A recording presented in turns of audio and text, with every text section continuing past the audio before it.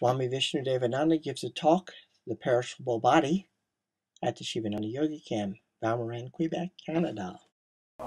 It's hovering around you, and thought moves after some time. Because two words you already learned, thought and the prana.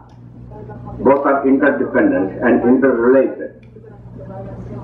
Prana is the motive energy which makes the thought to move. It's like bow and arrow.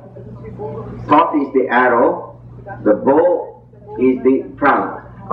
And stronger the prana, the further your thought goes and deeper it penetrates.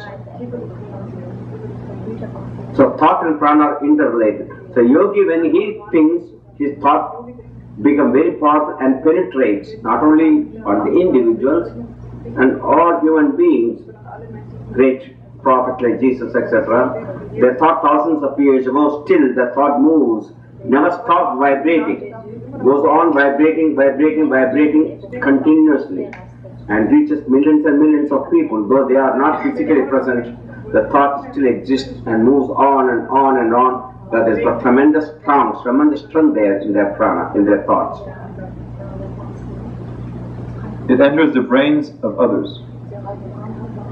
The medium through which thoughts travel from one mind to another is manas. So here, Western scientists now learned that we know the medium for my voice is the air, which we already know. And the medium for thought is manas. That substance exists all over. And thought moves through these manas, forming waves. Like radio waves moves through ether, though we do not know exactly what ether is. Scientists are looking for it. Till they have not discovered what exactly the ether means. It moves. Scientists also looking for gravity. Still they don't know the gravity is a force, is an energy, is a wave. They are studying the gravity. So thought also is like a gravity, radiation, radio waves. It moves through the medium of manas. That's why telepathy is possible. As my thought reaches you, and we create waves in the like atmosphere. The manas is like an atmosphere of the psychic world. And it moves and it strikes. At that time the person is able to feel and see exactly what my thought is. That's called telepathy, and which Madeline is one of the greatest experts in that. She has got the born gift, natural gift of that. Manas, or mind substance, fills all space like ether, and it serves as a vehicle for thoughts as prana is the vehicle for feelings. Ether is the vehicle for heat, light, and electricity. Read again. Manas, or mind substance, fills all space like ether, and it serves as a vehicle for thoughts, as prana is the vehicle for feelings. So here, Gurudev says two things. Medium for the mind, thought energy is manas. Medium for emotions, prana. So there are various types of mediums exist for various types of wavelengths.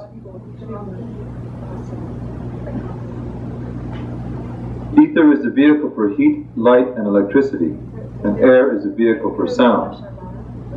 Mind is all-pervading like akasha. Hence, thought transference is possible. Thought transference is telepathy. If we throw a piece of stone in a tank or a pool of water, it will produce a succession of concentric waves traveling all around from the affected place. The light of a candle will similarly give rise to the waves of ethereal vibrations, traveling in all directions from the candle. In the same manner, when a thought, whether good or evil, crosses the mind of a person, it gives rise to vibrations in the mental atmosphere, which travel far and wide in all directions. So, when you give a definite, specific thoughts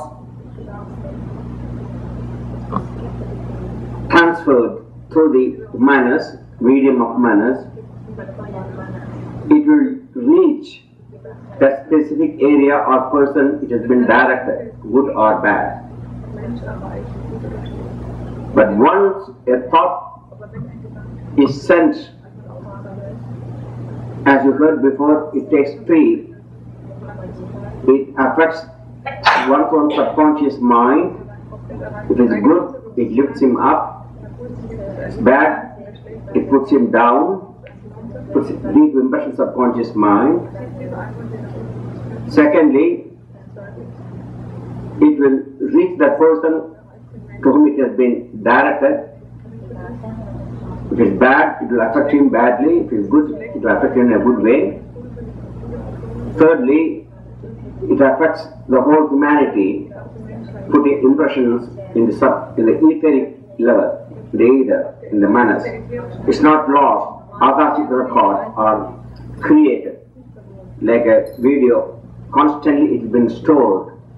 So billions and billions and billions of years of this planet's Earth's life, so many thoughts created by so many people, good and bad, all are stored in the Akashic record. Nothing is lost.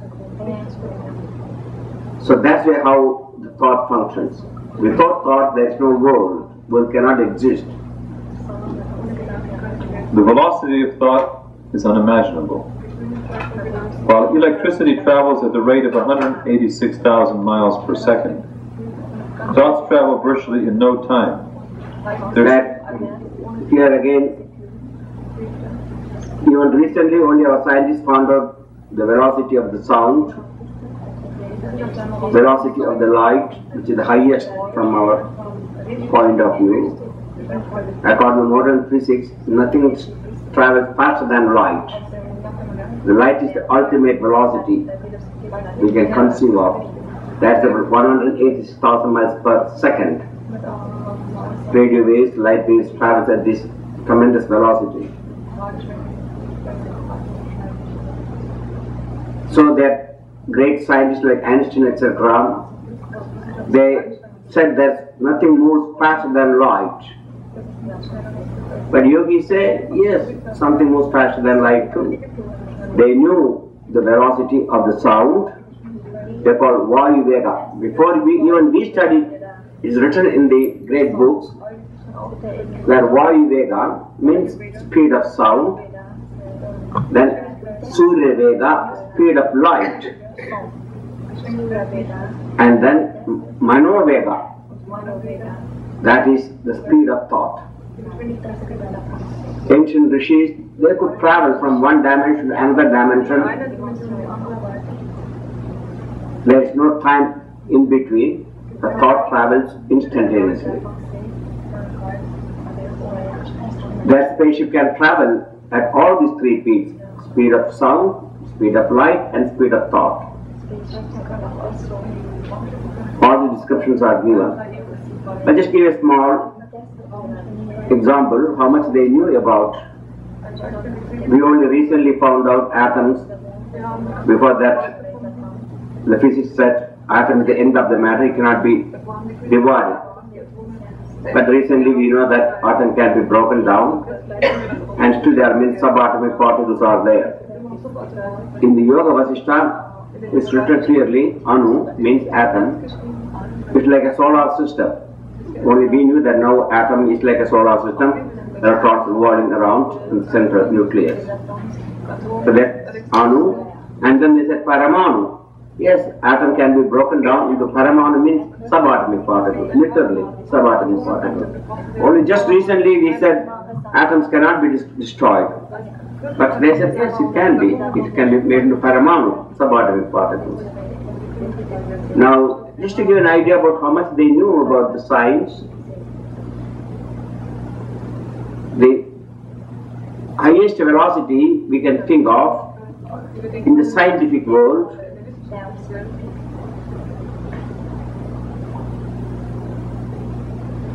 is the time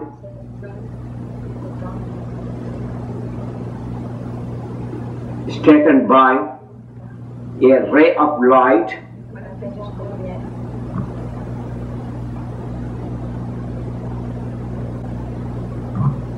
Let us see, light travels at 186,000 miles per second. If we just go from that wall to that wall at 186,000 miles, which is very little, we can't imagine how much it will take at that speed. Now at the same speed of 186,000 miles per second, light has passed from this piece of leaf, from one end of this leaf to other end. How long will it take? It's nothing. Now they went further to say, what the smallest unit of time is, in this piece of leaf, there are millions of atoms. And take one of the atom, and the smallest unit of time is when the light rays pass from one end of the atom to another end, is the smallest unit of time. It's described clearly in the Yoga Vasishtha. So they know all. Speed of light is not the end. Thought can move, thought can change matter into thought velocity and transport it to another dimension instantaneously without having any delay or toil.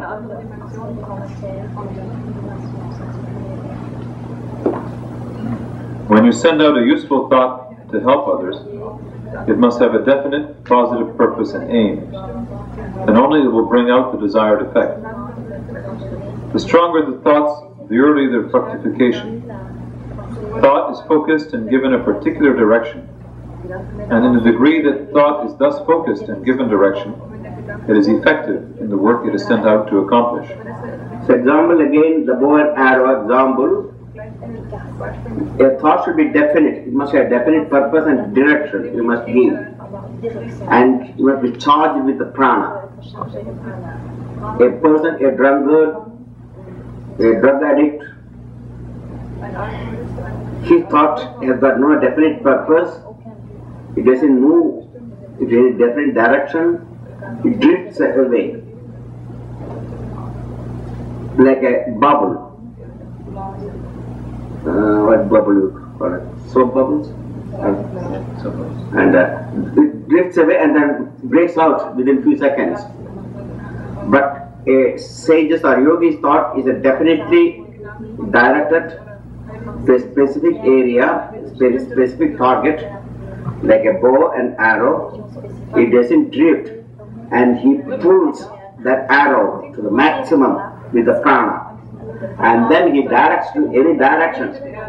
He said there must be a yoga hall, and yoga hall comes there. Definitely stand there, you see.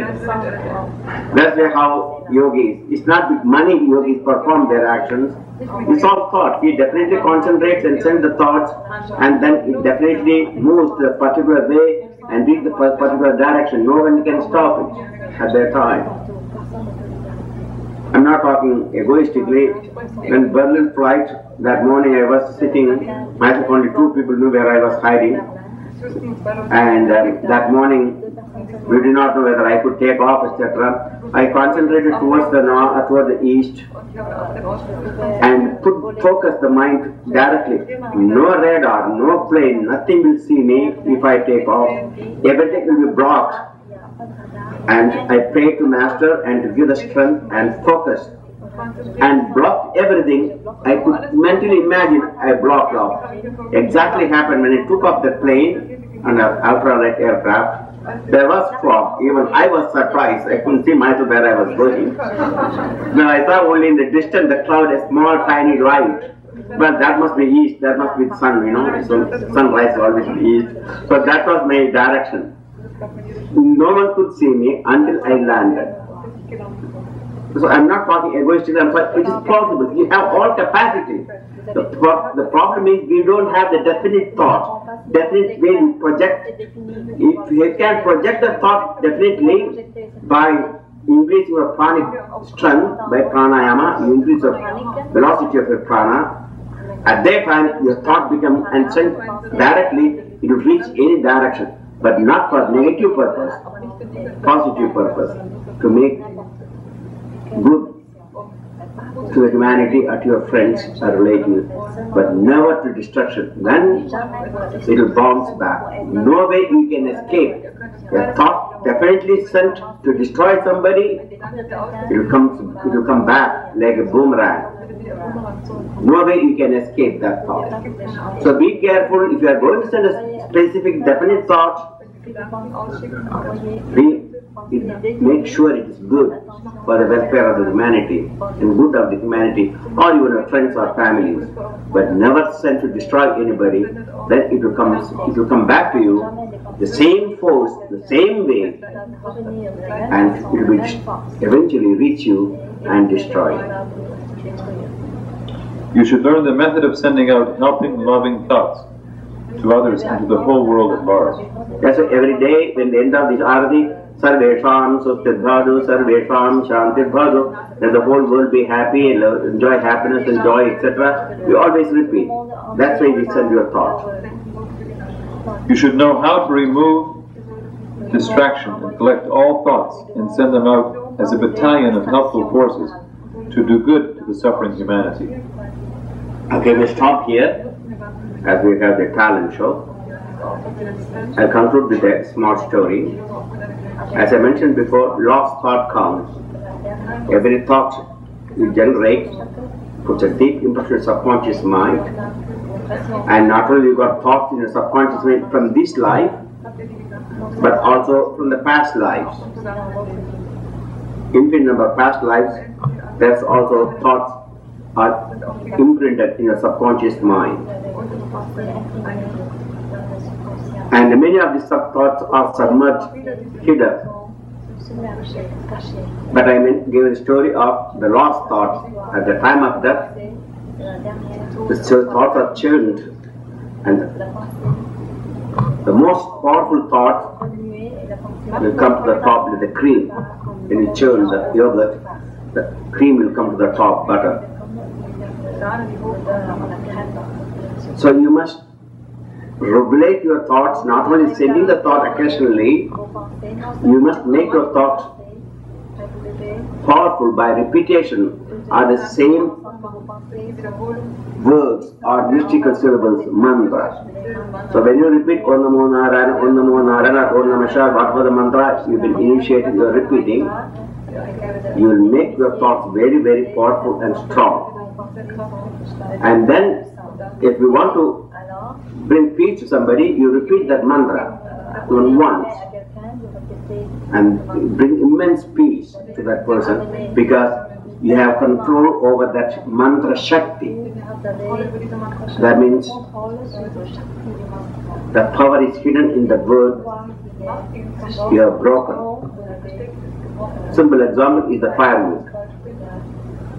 You are cold, shivering, and lots of firewood there. And over the firewood you put your hand to warm it up. What happened? Nothing happened. The energy is there but is hidden. So you have to ignite first, and afterwards you make little more kindling woods and the bigger woods and bigger woods, and then make the fire bigger, and then that radiation of the energy can keep you warm. Same thing with the mantras. At present, a sound mantra like I am Cream, Kleem, or Om Namah Shivaya, Om Namo Narayana are like a firewood. When you repeat nearly once or twice, it doesn't generate any power. But as a yogi, we repeat morning, midday, evening. When to Perishable we do after mantra, when it's been initiated by a mantra, by our teacher, we do Perishable. That is, suppose Om Namo Narayana, is the mantra initiated, contains 8 letters. And each letter, 100,000 times you have to repeat. That means Om Namo Narayana you have to repeat 800,000 times within a specific time or period. That is called Perishable. And if you do that type of Perishable, it may take about 6 hours to 8 hours every day to finish the Perishable. Some mantras are very long. That will take at least 2-3 years. That is Perishable. And some mantras are very easy, very small, only one syllable. That takes only. So according to the number of the syllables, it takes so many. And what is happening is your whole nervous system, endocrine system, and central nervous system become completely loaded with this thought energy. When you finish the Parishcharana, your face will shining, your eyes will sparkle. You feel that a new strength has come, and the mantra comes even the dream. All the time you repeat mentally that mantra, no time you forget it. And then at the last moment, the last thought comes, you remember that mantra. And that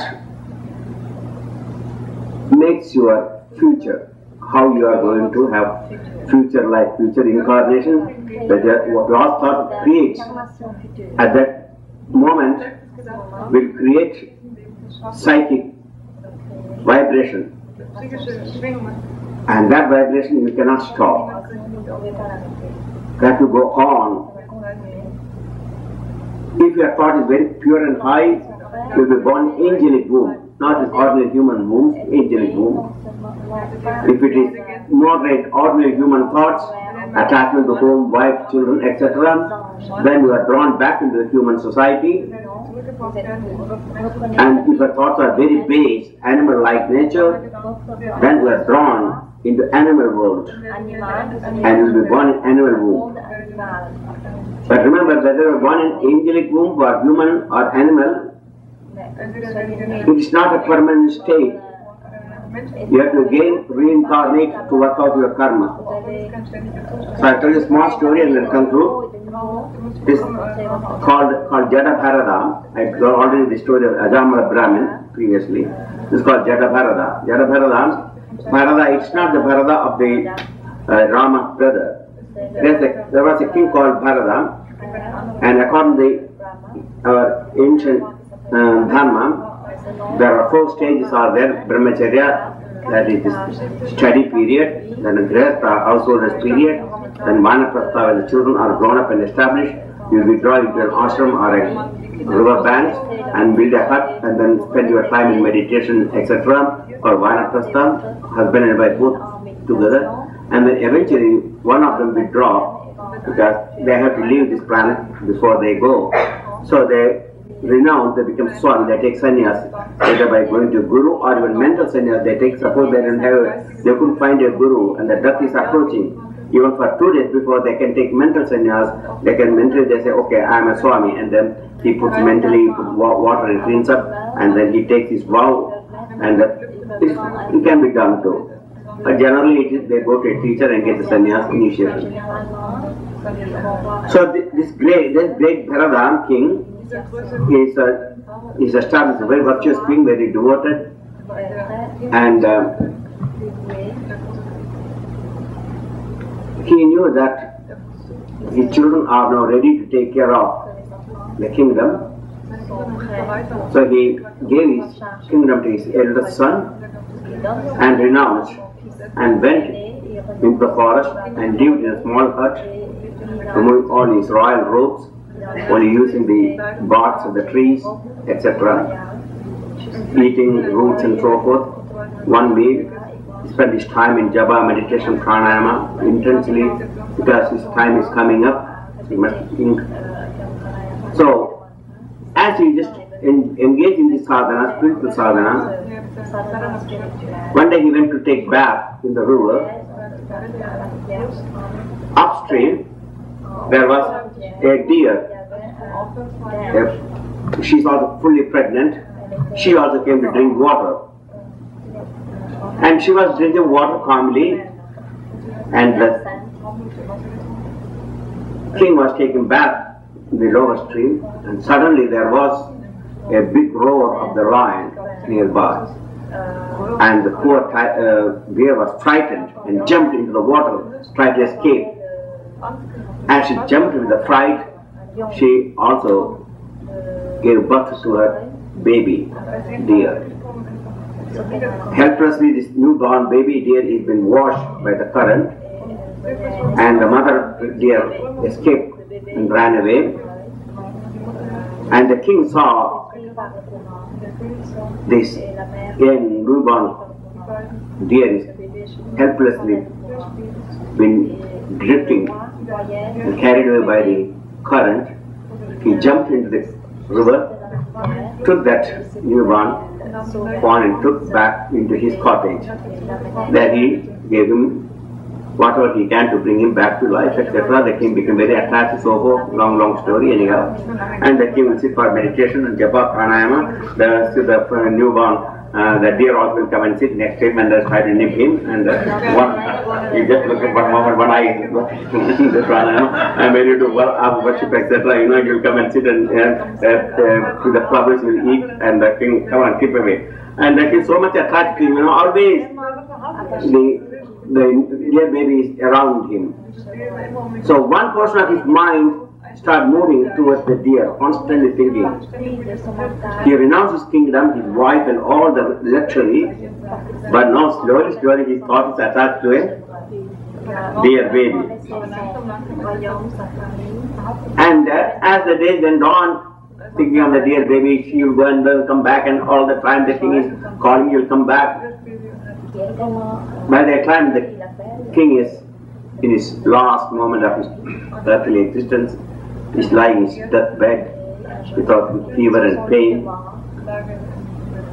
and he did not see the dear baby coming. Generally he would come, he went through grace, maybe he's killed by some wild animals, and the king was very much sorry he did not see the deer. Just last moment of his life, he wanted to say hello and say goodbye, he couldn't see, and thinking of where is my dear baby, called loudly, but dear baby never came, and king died thinking of the dear baby. The last thought was the attachment to the dear baby so intense. The king was very evolved and spiritual soul, because the last thought, the next incarnation she was born as a deer. But he had memory from the past. He has a great advanced soul, and he started repenting. Oh my God, my attachment, I renounced my whole palace and the wealth and all the power, but I am attached to a small dear baby, and I'm bound up in this body of an animal, deer.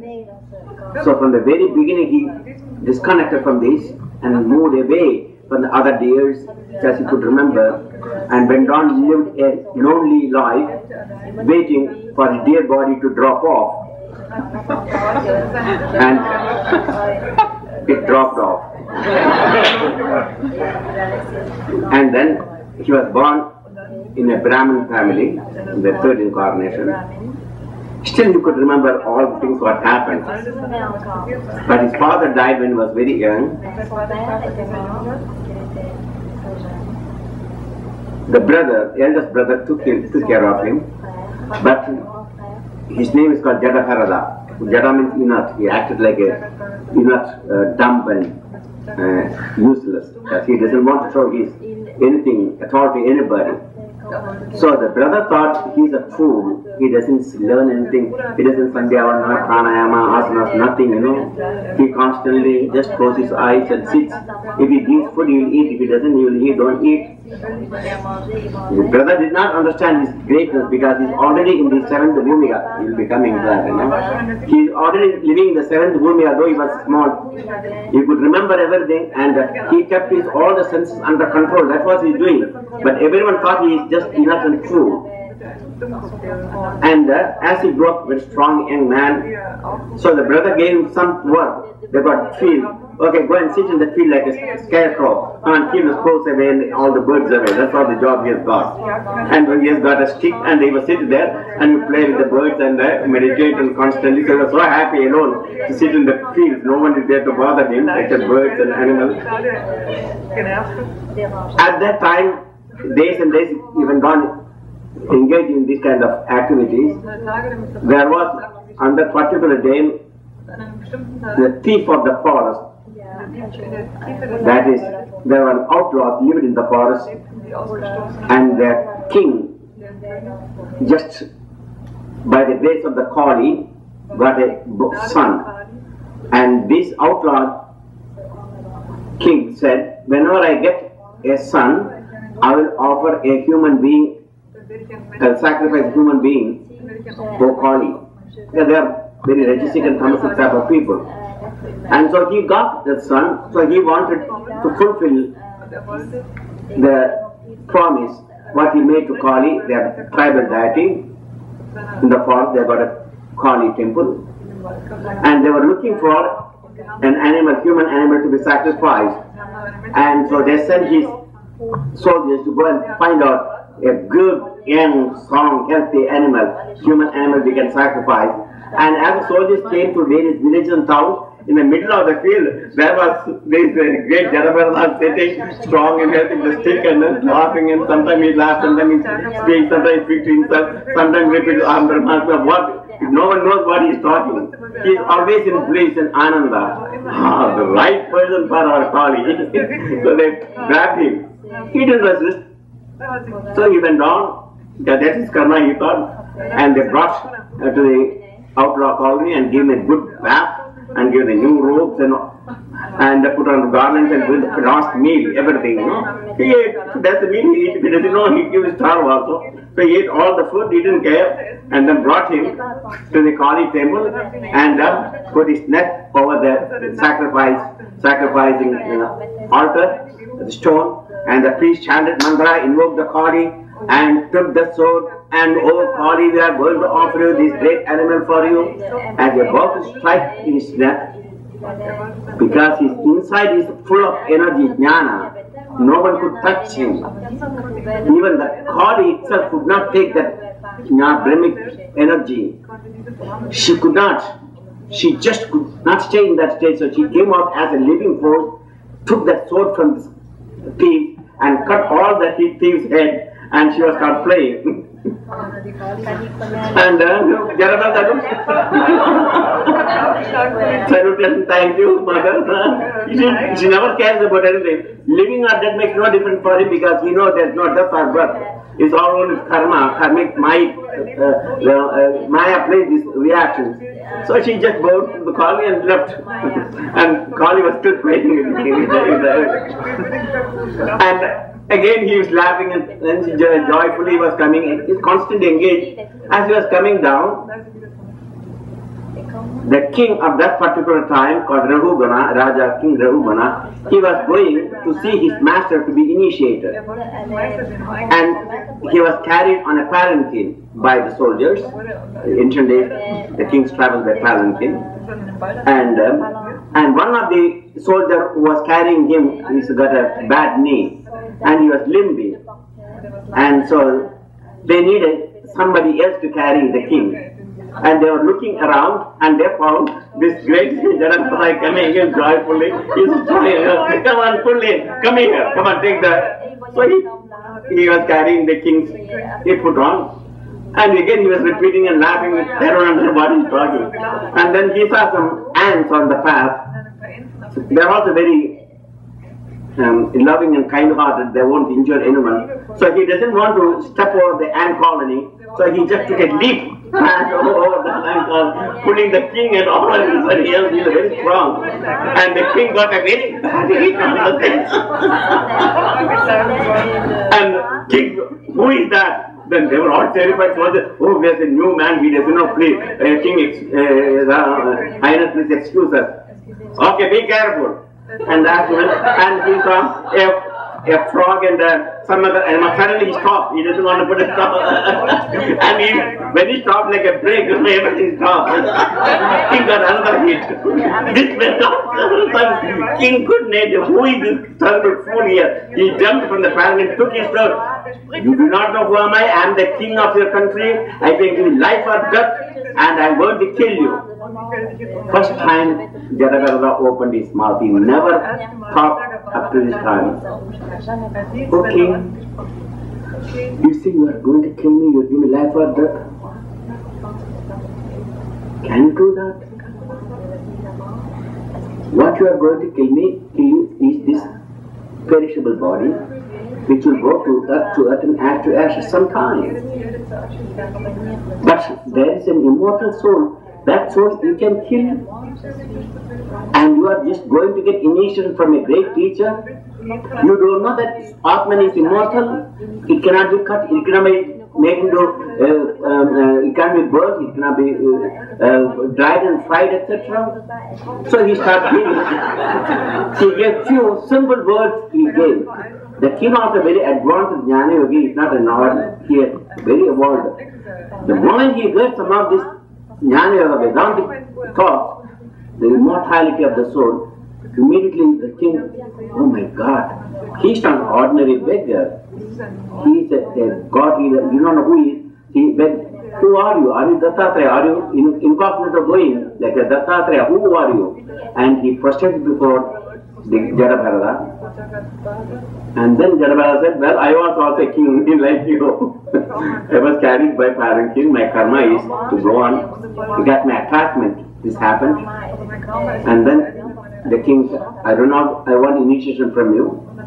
And so there was a long conversation of Jnana Yoga between the king, Rahugana, and the Jadabharata. It is in the Bhagavata. Very beautiful dialogue. The most beautiful philosophical discussion you can see that between the king, Rahugana and Jadabharata. It went on. And then Jadabharata went again, he's laughing, moving. He doesn't care about anywhere to stay. He's got no home, no place. Anywhere he moves, he is always living this Atmic bliss, and went on. That's the story. So you see, even great people who advanced people can go back into animal womb if we have attachment. Now you understand why you are repeating the mantras and Om Namo Narayana, why you have to come here to ashrams and do all these things. So each day you are putting deeper and deeper grooves into your subconscious mind, and one day you'll be just like Jadabharata, live in bliss all the time. May Lord bless you all. That's the story of Om Shanti. Okay, I'll conclude then. Tomorrow we'll have little one. It's already 10 o'clock. How long the show? 11 o'clock? Okay. Okay, tomorrow we'll have a little late. Okay? Half an hour late, we'll see. Depending on how long your show goes on. Okay? Guys, conclude. Yambagam yajamane sugandhi pushyavanam Vandana Nityo Mukhiyamanta Om Yambagam yajamane sugandhi pushyavanam Urvarunavadamadana Nityo Mukhiyamanta Om Yambagam yajamane sugandhi pushyavanam Urvarunavadana Nityo Mukhiyamanta Om Sarvesham Sarvesham Shanti Bhavatu Sarvesham Purnam Bhavatu Sarvesham Mangalam Bhavatu Sarve Bhavantu Sukhina Sarve Sandhu Niramayam Sarve Bhadrani Pashyantu Ma Kasyat Dukha Bhavet Asasoma Satyamaya Tamasoma Jyotirgamaya Nityoma Nidhamaya Om Purnamada Purnamidam Purnat Purnamdashyate Purnasya Purnamadaya Purnamevavashishyate Om Shanti Shanti Shanti Om Peace Peace Peace. O adorable Lord of mercy and love, salutations and prostrations unto thee. Thou art omnipresent, omnipotent, and omniscient. Thou art Satchidananda. Thou art existence, knowledge, bliss absolute. Thou art the Indra of all beings. Grant us an understanding heart, equal vision, balance of mind, faith, devotion, and wisdom. Grant us the spirit of strength to resist temptations and control the body. Rid us of evils and lust, anger, greed, hatred, and jealousy. Fill our hearts with the divine virtues. Let us behold thee in all these names and forms. Let us serve thee in all these names and forms. Let us ever remember thee. Let us sing thy glories. Let thy name be ever on our lips. Let us abide in thee forever. Bolo Sadguru Sivananda Maharaj ki jai.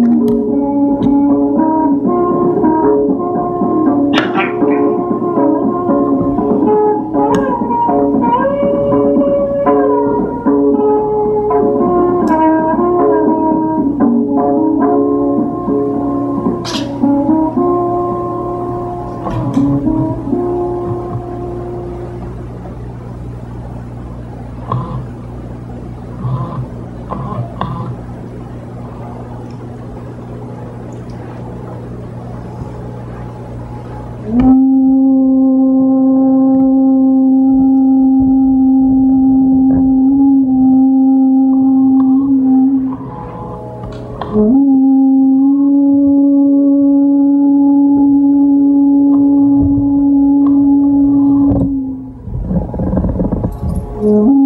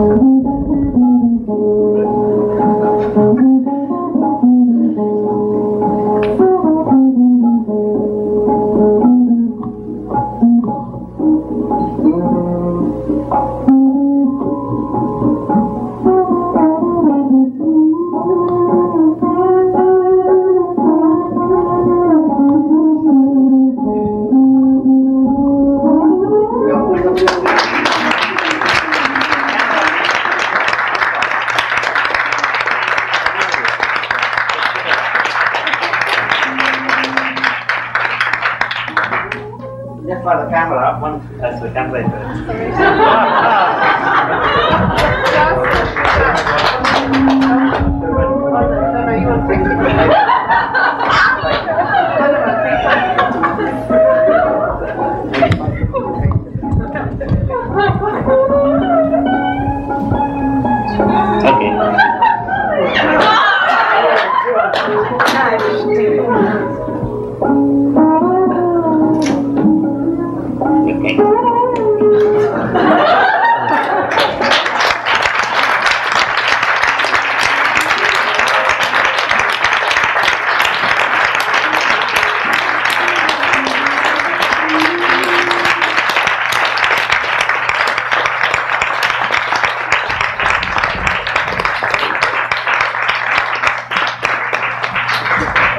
rest of the show tomorrow, okay?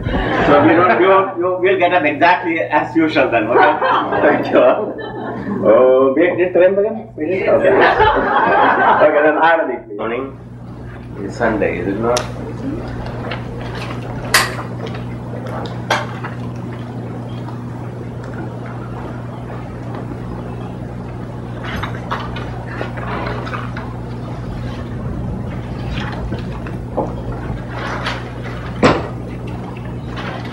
Okay, all your headgears are on.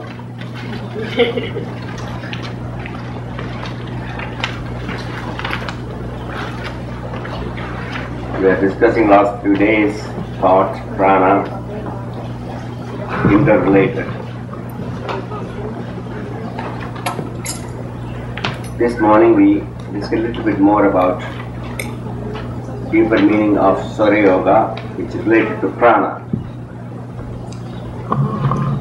As you all know by this time, thought and prana are interrelated and interdependent. One affects the other. One cannot exist without the other. For yogis, these are two important things to control, to regulate. Hatha yoga means not asanas or exercise as many people think. Ha represents sun. Ta means moon. These are the two energies. The right side of our body, called Pingala or sun side. The left side of the body, Ta, moon side, Pingala. In the cosmic state also, our life has been influenced by sun and moon. Sun affects uniformly 365 days, except little weather changes. Psychically and pranically, the magnetic current we get from the sun is always the same. But the moon is not like that, because moon vexes and wanes.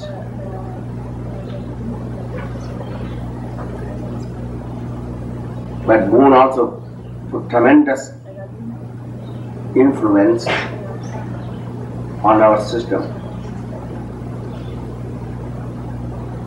As the new moon starts, I mean the earth, the sun, in between the moon, and so the moon's one side of the moon is facing the sun, away from the sun.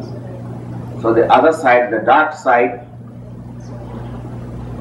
is projected towards the earth. That's called new moon, because we can't see the sun or the reflection of the sun coming from the moon. So it's called new moon or dark side. Because of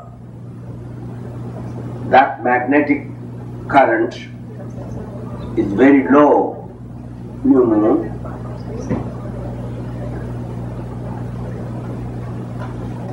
it affects the tides. Tides are at the lowest ebb.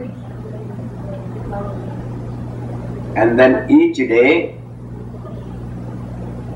the magnetic current differs, because the moon starts increasing, and you can see first night, second night, third night difference. So the tide also going upward different nights, until on the full moon you can see the full tide.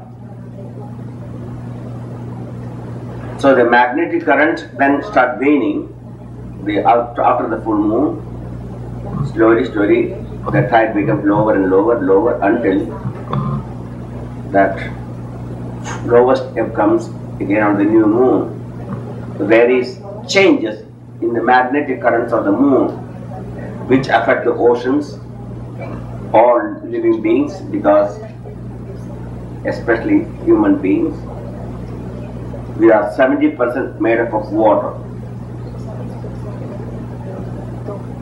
Because of this 70% water in our system, The same new moon, from that onwards, it increases its magnetic current, it absorbs like tidal waves, and then full moon it reaches the highest.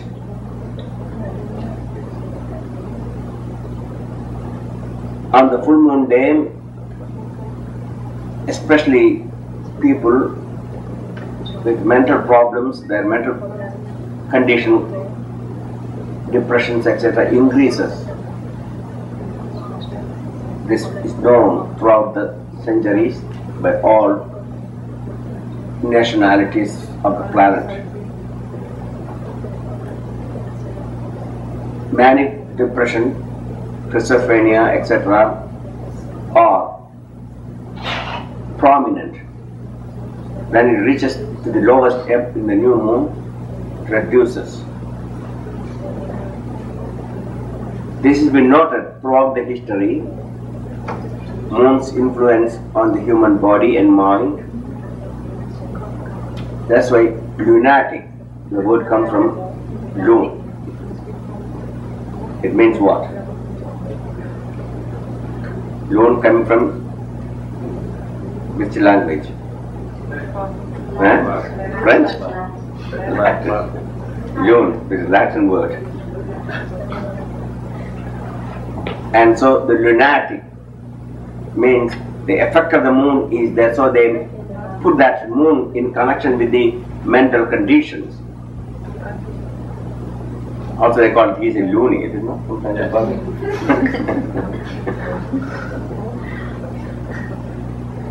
So the moon has that effect. So the sun, magnetic current is equal, but the moon changes. This rhythm affects our body, as well as the chemistry of the body.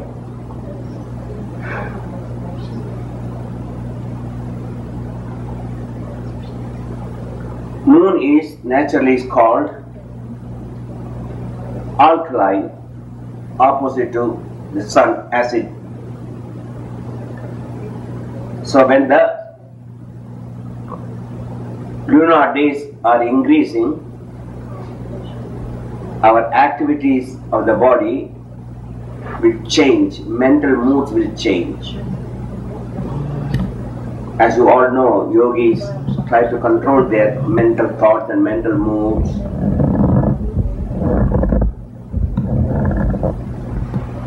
So they created a method, pick the calendar of the body calendar in tune with the calendar of the moon's waxing and waning conditions.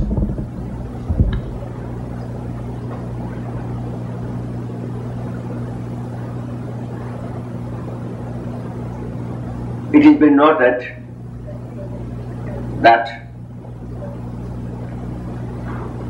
when the new moon starts, early morning, your left side, that is the Ida side of the body, is being activated to compensate the magnetic influence. There's less magnetic influence coming from the moon, so your own body stimulates the magnetic side, that is left side.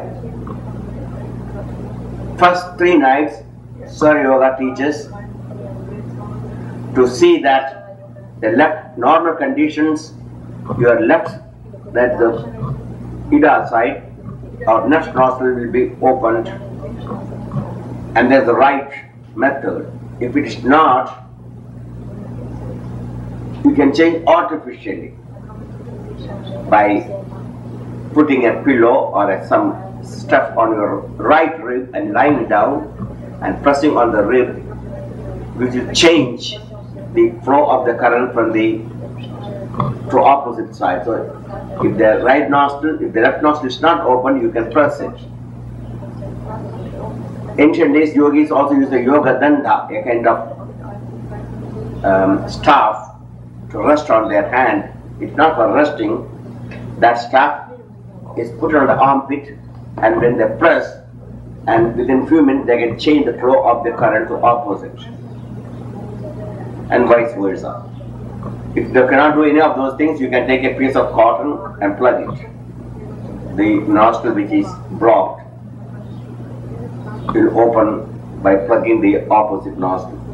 So there are many methods you can change the flow of prana and balance it. So according to Swarya Yoga, the first 3 nights from the new moon onwards, it starts from the left nostril early morning, and then every 1.5 hours to 2 hours it changes in normal person.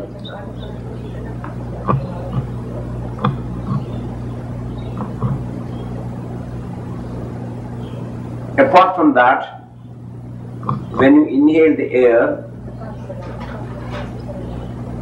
has been ionized by the sun's energy.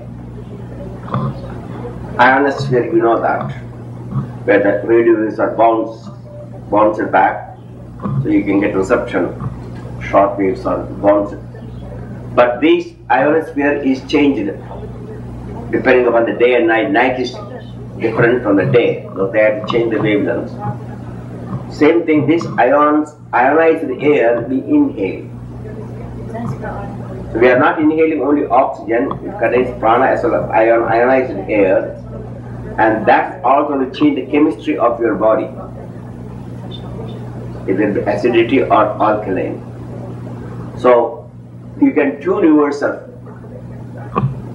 with the breath to find out which side of your body is active, and perform an action specifically which is compatible to that particular side. General rule is all activities related to stress and motion is done on the Pingala side, or the right side. Sun nadi is opened, right nostril, and all calm and relaxed thing you do when the Ida nadi or left side is opened. This is the rule of the thumb. The recent research shows that you have 2 hemispheres, right hemisphere and left hemisphere.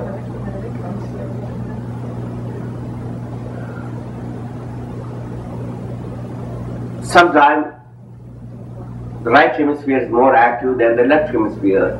This they can see by putting electroencephalograph EEG over the brain, and they connect both sides of the brain independently to see whether both sides of the brain is one function. And the brain activity is there, it radiates also waves. This can be measured through EEG. The lowest brain cycle is when you are sleeping. At that time, the brain waves is only 1 to 3 cycles per second. From that onwards, the wavelength increases, and the next is a theta. The lowest is called delta state, delta wave. Next is theta. Theta is between 3 and 7 cycles. Your mind is more concentrated and deep. From 7 to 14 cycle is called alpha. Alpha rhythm is very beneficial. In fact, we all create the alpha rhythm, alpha waves during meditation, concentration. Whenever you relax, and relaxation, concentration, meditation exists, the brain waves between 7 and 14 cycles, that's called alpha rhythm. And beyond the 14, the brain waves is called beta, 14 to 24, 30 cycles, whatever it is, very fast. And that's called a state we are, waking state, beta state. So when you are meditating, you brought that 14 to 50 cycle to lower state, 7 to 14 cycle, alpha rhythm. And still, if you can go deeper meditation, it goes further down to theta state, 3 to 7 cycle. So we can find out the activities of the brain. The brain is very active, like in the beta, or in relaxed meditative mode in alpha, or deeper state in the theta, etc., by watching the waves. So they connected the right hemisphere and the left hemisphere separately to see they are operating. But they found out the surprise, both hemisphere is not sending the same signal. One side is more active than the other. And to their further surprise, they found out that rhythm of the nostrils, breathing right or left, is always and invariably connected to the rhythm of the brain, which hemisphere is active. The right hemisphere more active, you see the left nostril is opened, you breathe to the left nostril more, and vice versa. So the yogi's theory is Swara Yoga is not accepted. There is something is there in connection with your breathing pattern. So research have been done on that. But what we have to understand is, it is not that some mental imagination that the right nostrils and the left nostrils have no relation because maybe it's blocked or maybe cold. That's what doctors used to say. But no more. We got two lungs, same way, you got two nostrils. But these two nostrils are connected at the one end. The air goes a common air before it goes into the lungs. It all mixed, whether it goes right or left. Only a small nasal bridge separate right and left nostril, but other thing is common. Then why we breathe to the right or left? That scientists did not know, understand, nor they knew, nor they want to know. But now they are very serious. This happens because the brain functions are not the same throughout the day. It changes. Sometimes right hemisphere overtakes the left hemisphere and vice versa.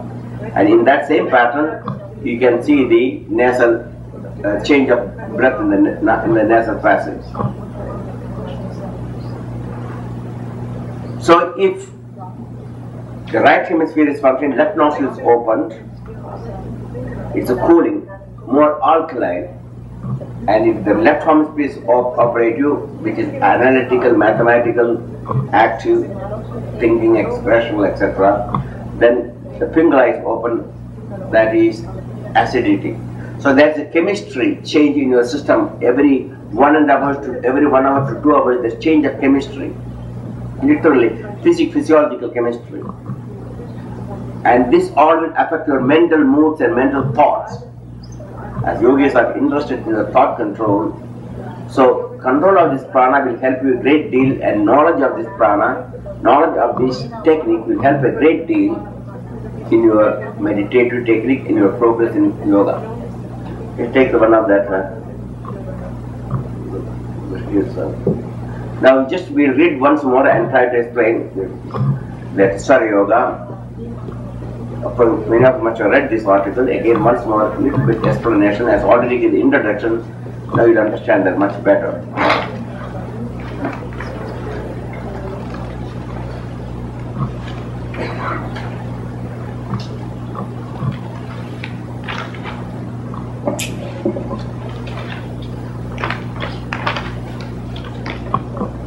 Swara Yoga. The amazing discoveries of modern science are unfolding subtle secrets of nature beneath microscope and surgeon's knife. Yet life itself ever remains a mystery. The secrets of life itself have escaped. Don't go too fast there to translate.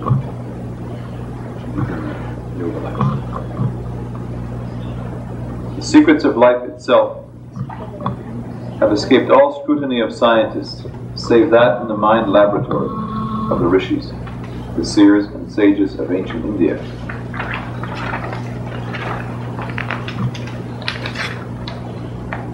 As long as modern science functions,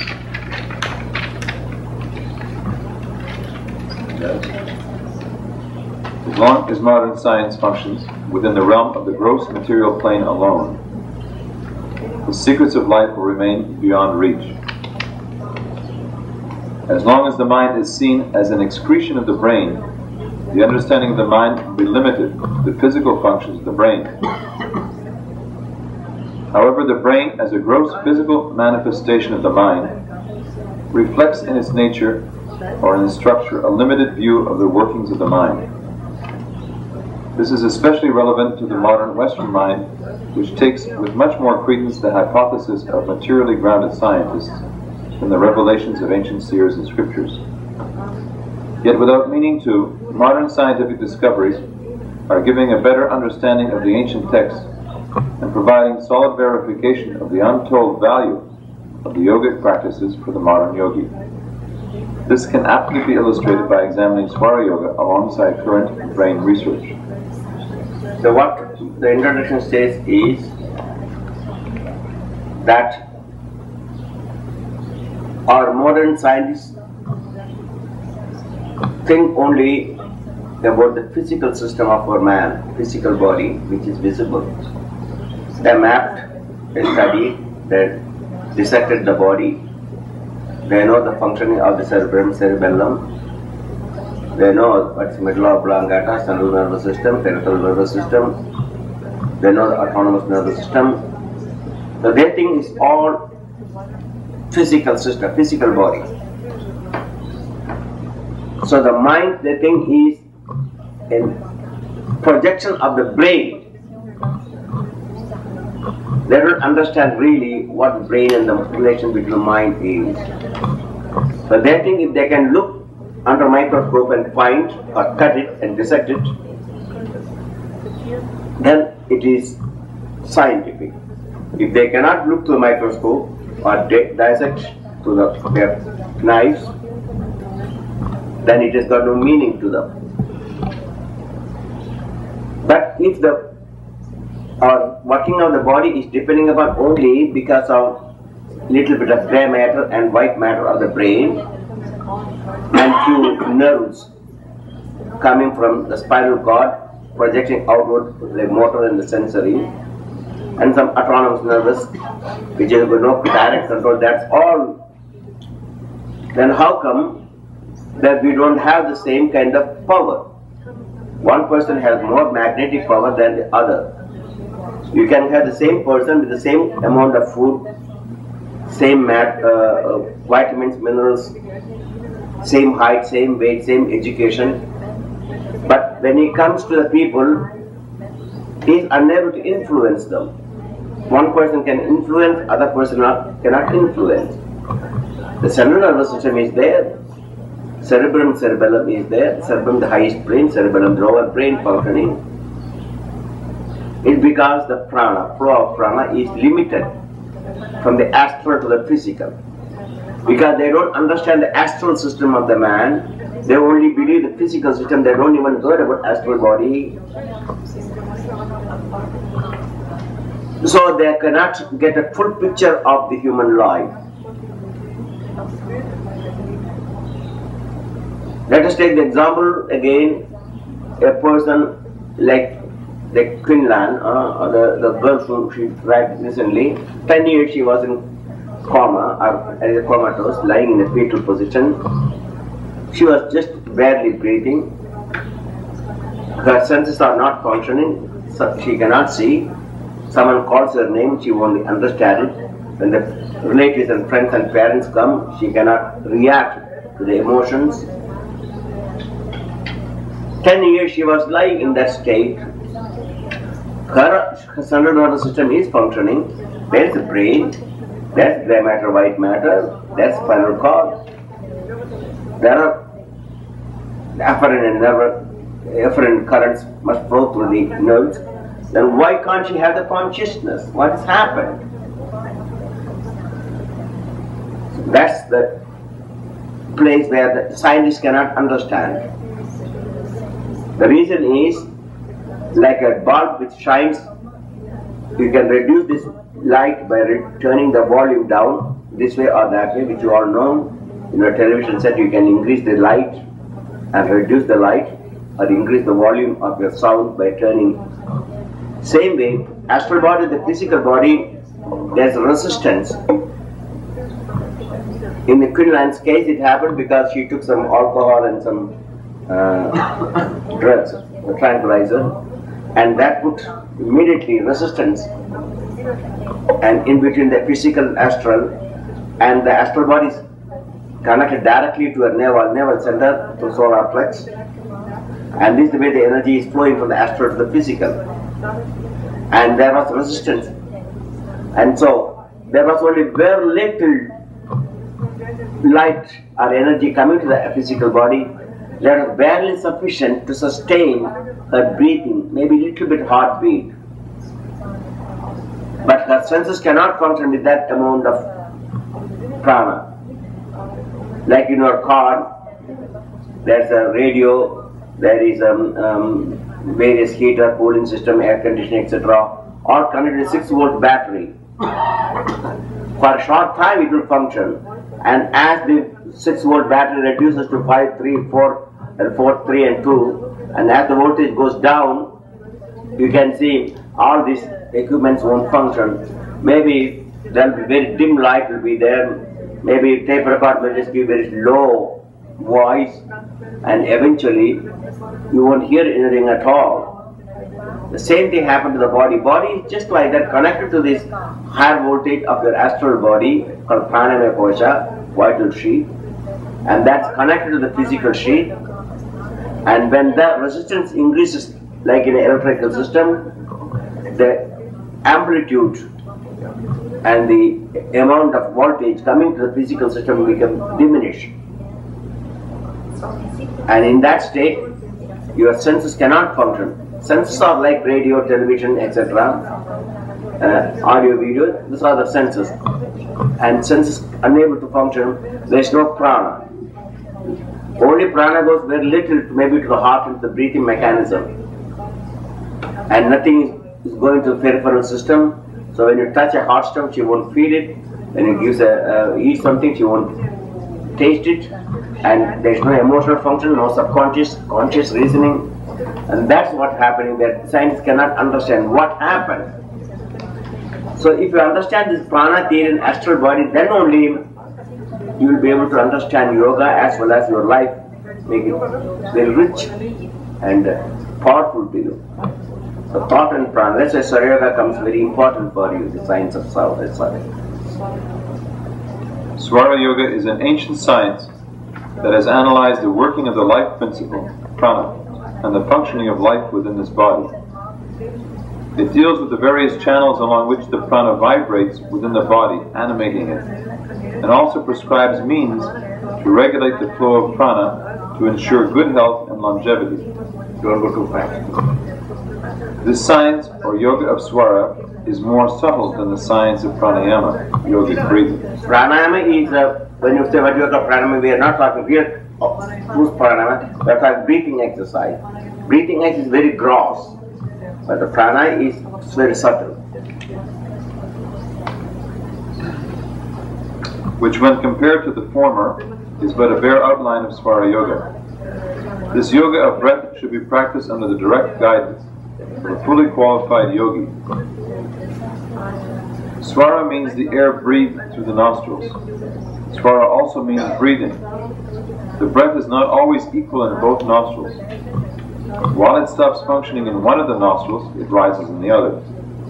Just like sun sets, moon rises, and vice versa. So when the right side, the sun is active, the left is quiet, and the moon is active, the sun is. So sorrow, they are like the rising and setting of the sun and moon. So also your breath is changing from right and left and left and right. We are not like physical breath, because that's current coming from the right hemisphere to left hemisphere. This is the change. Only that we can calculate that by watching the physical nostrils, how the prana is functioning, whether it's functioning on the right side or the left side. This rising of the breath in from one or the other nostril is called Swaradaya. Swarodaya means rising, sunrise and sunset, like Swarodaya, rising of the prana. The ancient rishis found certain things peculiar in the rise and fall of breath in each of the two nostrils that affected and governed their various activities.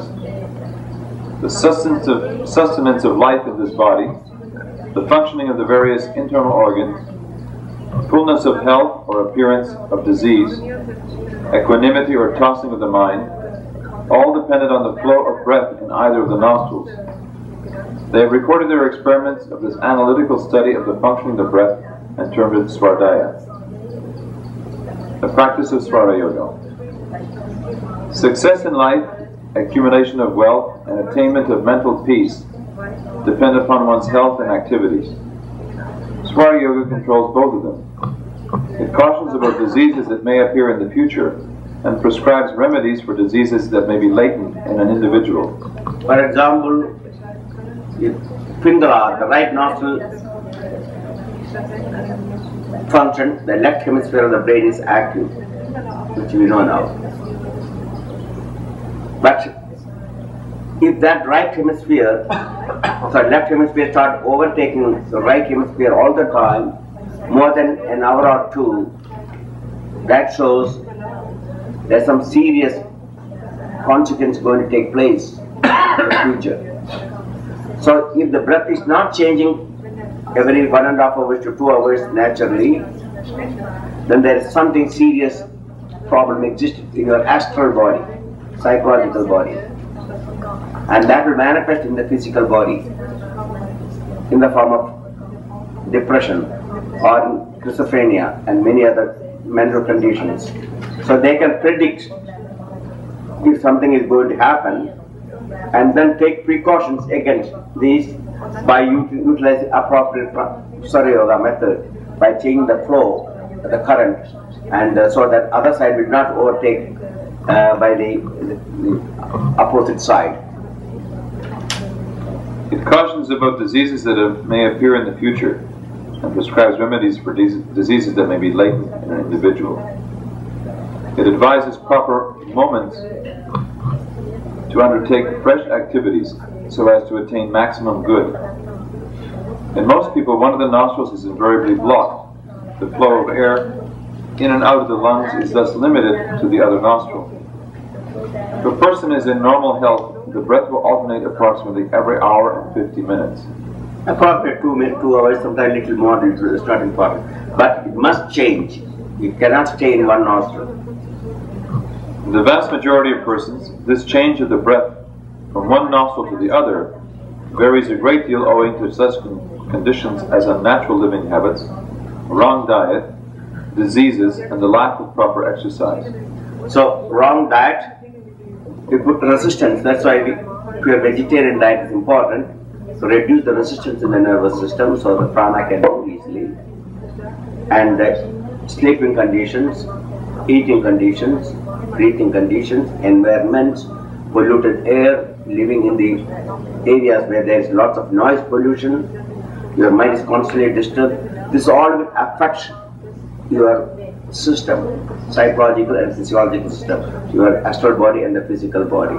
So if any of these things will create problems, you can remedy it by Swara Yoga. All these wrong habits of living have some effect on the breath, diverting it from its normal flow. According to Swara Yoga, the breath in the right nostril is said to be hot, while the flow from the left is cool. Therefore, that means we are talking about the two natural conditions in which our body has been conditioned, your mind and body has been synchronized to sun and the moon. When the moon comes out, that means night, we all go to sleep, rest. When the sun rises, we are active.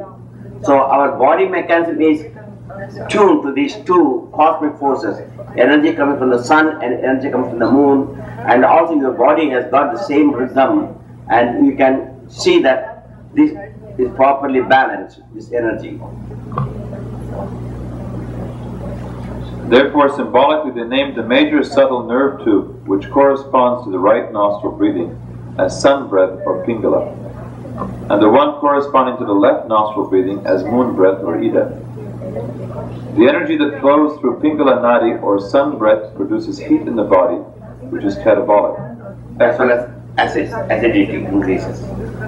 Which is catabolic, efferent, and acceleratory to the organs of the body. While the energy of the moon breath in Ida Nadi is cooling, anabolic, afferent, and inhibitory to the body organs. That means there are two types of process in the body, catabolic process and anabolic process. These two processes put together is called metabolic process, metabolism. So catabolism and anabolism are the two processes your body is constantly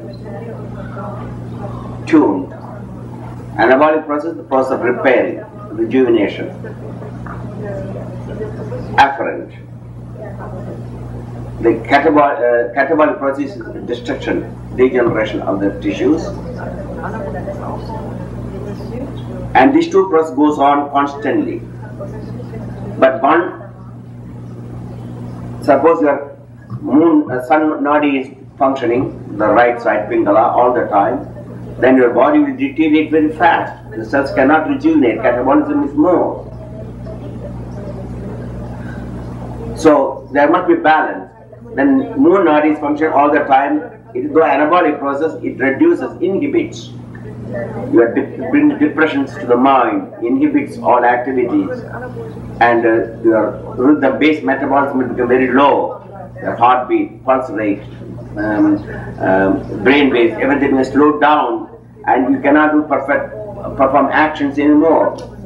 So these are the two processes. So you have to balance these two energy, catabolic and anabolic process. So if the right side is constantly functioning, then catabolic process will be increased. Your body will decay and get old.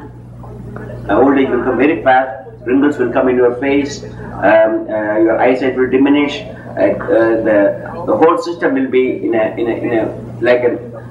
very old state. For example, I saw a boy of a 7-year-old boy or an 8-year-old boy,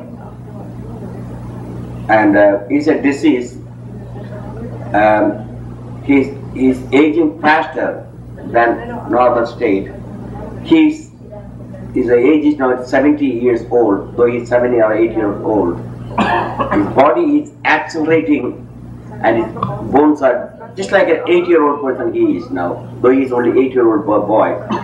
Because of this disease, they do not understand how somehow the metabolism is activated like a clock. Instead of ticking slowly, tick, tick, tick, will start going. So the body is going on very fast and decays, and they do not know. And the boy will live only about 10 or 12 years. By the time he reaches 12 years old, his body is equal to 100 years. Decay takes place. They do not know exactly what the cause of it, except some turmoil in the endocrine system or in the psychological system or nervous system or all together, God knows. So you can also see in our ordinary life, some people very goes fast, in the old age come very fast for them, though they are also 60 years old, and another person the same age, he looks much younger. Because that's all how you are balancing this energy. So if you can reduce this catabolic and anabolic process, you don't have to grow old as much as you can think. Generally the body grows from the 1 to 18, first year to 18 years, the growth, anabolic process is more. That's why body grows. After 18, the anabolic process and the catabolic process balances, 18 to 30. This is called youthful period. And then after 30, the catabolic process increases, very little anabolic process. By that time 40, 50, 60, the anabolic process almost gone nil, and catabolic process increases, and finally there will be wrinkles and arthritis and sitting in a wheelchair, and the man will be like a vegetable, or the conditions of a stone or animal, whatever it is, and then he passes away. The body cannot be used anymore. So he has to take the astral body and then wait for another incarnation, to another physical body to carry on his evolution. So by reducing this catabolic and anabolic process, you can keep your body healthy is not for enjoyment. That's not the purpose of keeping healthy. So that we can reach, in one life itself, we can progress quite a lot, which takes about 10 more incarnations you have to take. In one life you can reach the same state what takes 10 incarnations. But in the West we never understood this. You think the health is only so you can enjoy more. As you remember the man who had the heart transplantation, artificial heart transplantation, as soon as he came from anesthesia he got his new heart, and what did he ask? I want to beer. That's the first thought, you know. So when he dies, he will also, just before he dies, he will give me a beer before I die. So the last thought, remember, the last thought counts, you know. As Mahatma Gandhi was shot, he said, not he wants a beer, he said, Ram. And Pope was shot by me, and Ronald Reagan was shot. He said, what? Next time I will duck. He said, I forgot to duck, next time I will duck. And so he's going to be, next time he's going to be a duck.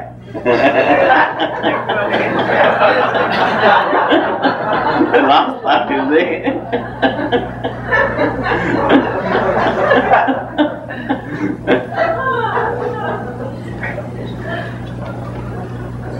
So, as you think, so you can.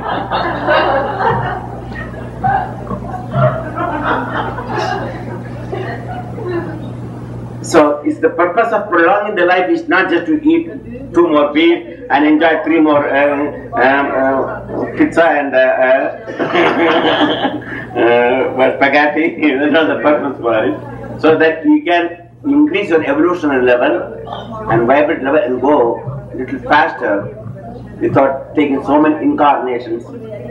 You can, in one incarnation itself, you can leap forward. So all the purpose of this thing is to increase your lifespan, reduce the catabolic process, so you'll have peace of mind, strength and health, and absence of disease and sickness will bring more peace, and then you can easily follow the spiritual path. That's the purpose of it. When the breath continues to flow in one nostril for more than 2 hours, it is a symptom of derangement caused by excessive heat or cold. So if the Pingala is more active, the heat of the body increases. I mean acid conditions, chemistry also, the body chemistry changes, it becomes very acid, and everything becomes very turmoil. And there will be mental and nervous disturbances. When Ida is more active, the metabolic activity of the body becomes low, thus producing cold and lethargy and a suspended mental activity.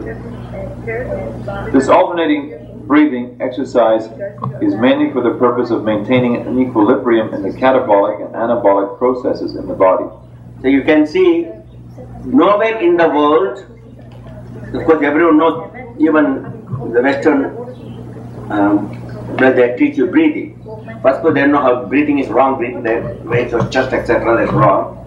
And moreover, nowhere in the world, anywhere told that you should breathe through one nostril and then exhale the other and alternately. It's only in the yoga system, they knew this, that the purpose of to balance this heat and cold, the chemistry, as well as the rhythm, life rhythm properly, by changing inhale, retain, exhale, inhale, retain, exhale. So this way, every morning and evening, at least twice, sunrise time and sunset time, if you practice this thing, you can balance this both catabolic and anabolic process. The day the right hemisphere overtake the left hemisphere or vice versa, both are energy balanced. This is called Sushumna, opening of the Sushumna. But the energies are balanced, neither the heat nor the cold, neither catabolic nor anabolic, neither right hemisphere nor left hemisphere is overtaking.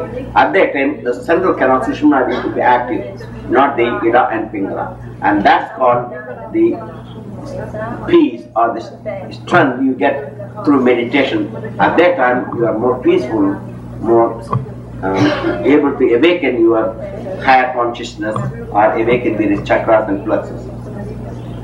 Verification of Swara Yoga from modern science. In the last 20 years, neuroscience and neuropsychology have developed around the discovery of the relationship of different parts of the brain and different mental and physical capacities. One major discovery by researchers in this field is that within every fully functioning person lies a brain made out of 2 very different parts, responsible for very different ways of interacting with the world. Basically, Researchers have found that the left side of the brain, which controls the right side of the body, including the right nostril. Interestingly, the ancient Swara Yoga text assigned the Pingala, which corresponds to the right nostril, to the left side of the spinal cord. Works from an approach to life which is logical, sequential, analytical, and outer-directed. The right side of the brain, which controls the left side of the body, is working from an approach to life which is intuitive, simultaneous, holistic, and inner-directed. Activities that are aggressive, physical, and mathematical are said to be left-brained. The latest, most advanced work in neuropsychology reported in Psychology Today, September 1984, examined the rhythmic play between the two hemispheres of the brain using the electroencephalograph to measure brain waves simultaneously on both sides of the brain. Quote, when the brain waves were carefully compared, that one hemisphere dominates, giving way to the other, with each dominating for periods ranging anywhere from 25 minutes to 200 minutes, with an average of 2 hours. The Psychology Today article goes on to state, we also measured the nasal cycle, the airflow in the right and left nostrils, and found that the rhythms of the nasal cycle and hemispheric cycle are tightly coupled. See, here it is a beautiful thing. They discovered only recently the nasal cycle, the change of the breath and the brain cycle, it coincides. When the left hemisphere is active, the right nasal is operating and vice versa. So this exactly corresponds to the hemispheric conditions of the brain. When the airflow is predominantly through the right nostril, greater relative amplitudes of EEG activity are found in the left hemisphere and vice versa. That means amplitude means the force of the waves. See, you can have, say, I mentioned about beta wave, theta wave, alpha wave, etc. Suppose that two people are meditating, both in alpha waves, that means cycle will 7 to 14 cycle. But the amplitude is more important than only the alpha rhythm. Some people's amplitude, you can see the waves are very high, the 7 to 14 cycle very high, others amplitude is only very little. This is all the 14 cycle alpha, but very slow, low amplitude. So that amplitude shows that the energy coming from the brain is very powerful or not, amplitude. So when they found out the amplitude from the left to right and vice versa, one hemisphere is more higher amplitude than the other side. Shifts of mood can be correlated to shifts of hemispheric dominance. That's moods. You can have bad mood, negative mood, or positive mood. This also correlates with the condition of the hemisphere. Mental disorders such as manic depression and schizophrenia can be related to the situation where either one or both of the hemispheres are over or underactivated or somehow dysfunctional. According to psychiatrist Pierre Flore Henry, who chaired the recent conference on laterality and psychopathology, there is bilateral cerebral dysfunction in all psychosis, with the right hemisphere emphasis in depression and the left hemisphere emphasis in schizophrenia. Application of the ancient teachings. From a knowledge of the relationship between the flow of the breath to the right or left nostril and corresponding mental states, the yogis have made two important applications. The first, as we have seen above, is to balance the mind through equalizing the flow of breath. The second is to adapt either the specific activity or the flow of the breath at any given moment to be complementary to each other. The rule of thumb is, do calm acts during the flow of the moon, or that is the left nostril. Do more active acts during the flow of the sun, or the right Pingala nostril. Do acts resulting in the attainment of psychic powers, yoga and salvation, during the flow of Sushumna.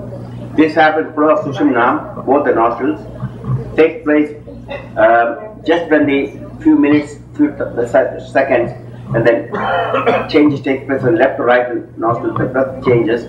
At that time, a very short time, or then a deep meditation, the flow will be on both nostrils. Very hardly you can feel either one side, only both nostrils.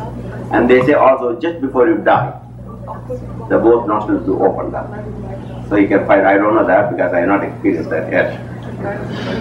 So anyhow, if both the nostrils are functioning during a long time, not meditating, then it's dangerous. But if you use that time immediately for meditation or any psychic purpose, you have more benefit than any other time.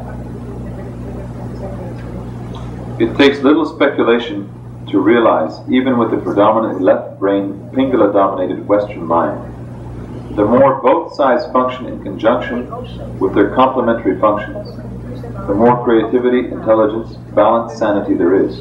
Because the Western mind, you have been mostly using your left brain, because analytical and active, etc., than the right brain. The East, we use more the right brain, more meditative, calm actions, etc.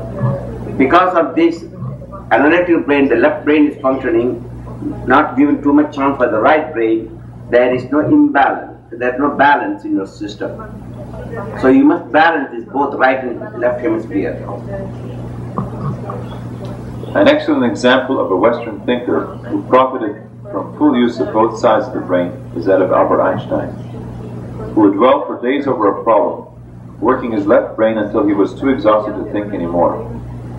He would then go sailing, a right brain activity, where he would realize discoveries as he relaxed on his boat. Without worrying about going too deeply into the practice of Swara Yoga, which should be done only under the guidance of a qualified teacher, there are some practical applications that can help anyone who makes the effort to regulate the breath. Eating and sleeping should be done with the Pingala or right nostril flowing. Digestive fluids and heat are stronger during Pingala. Just like eating and sleeping, so you do on the right side.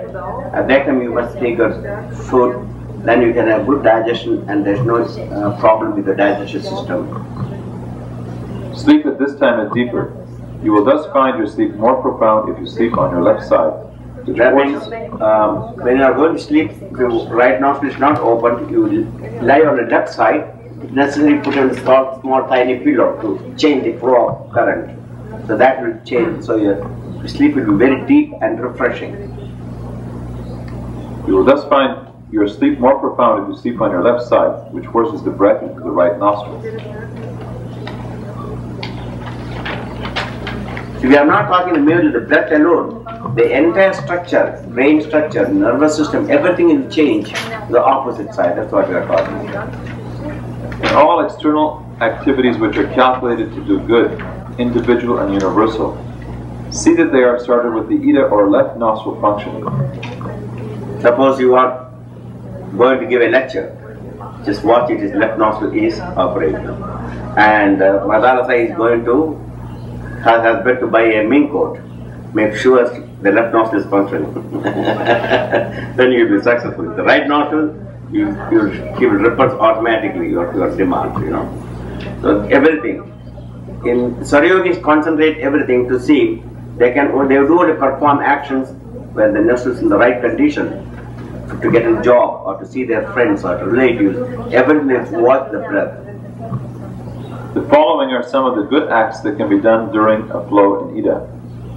Entering a new mode of life, starting studies, traveling, meeting friends, erecting buildings, cultivation, taking new appointments, marriage, wearing new clothes, and preparing nourishing medicines.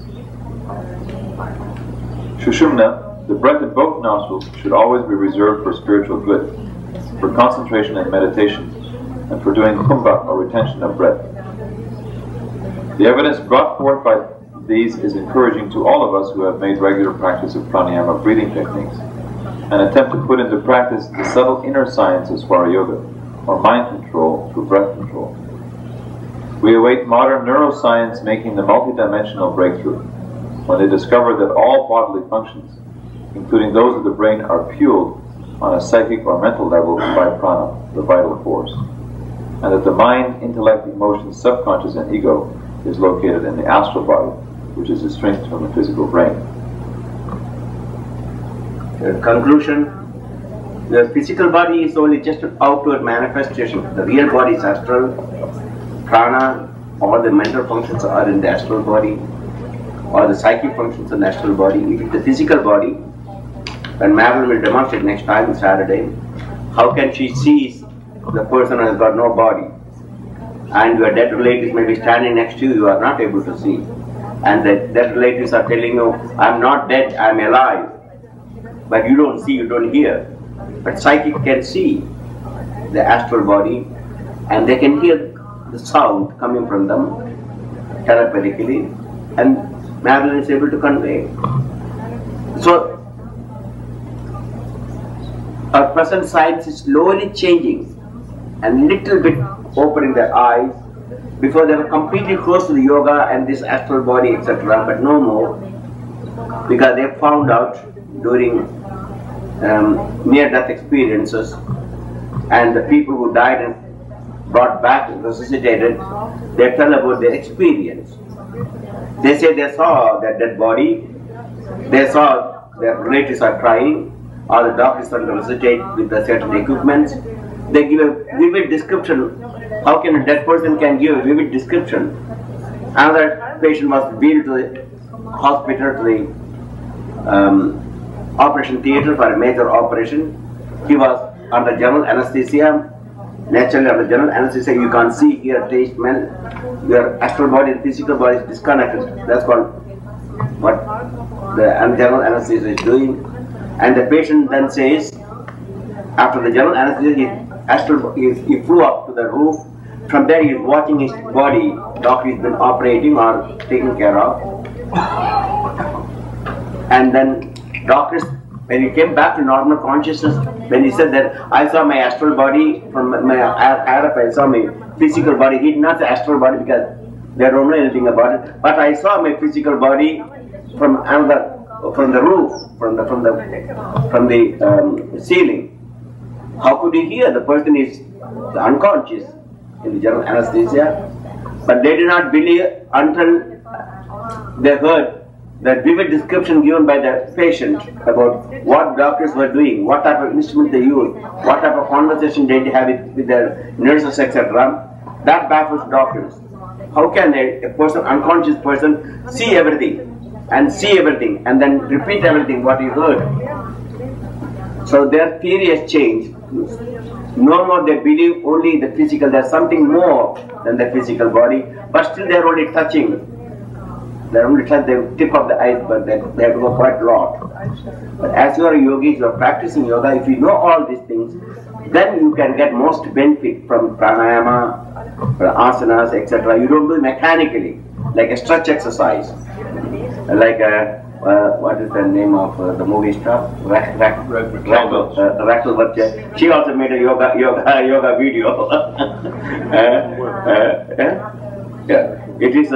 It is like a stretch exercise, you know. That's all they know.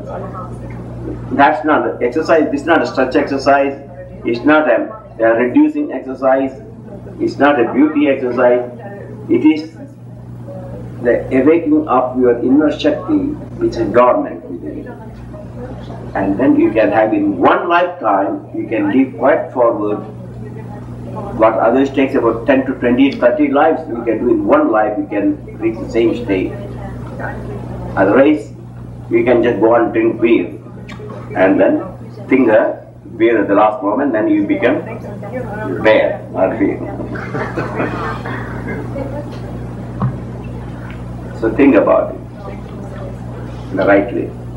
Use your mind constantly, remembering the God's name, your mantra, and do asana pranayama to increase your vibration, and then your thought becomes pure.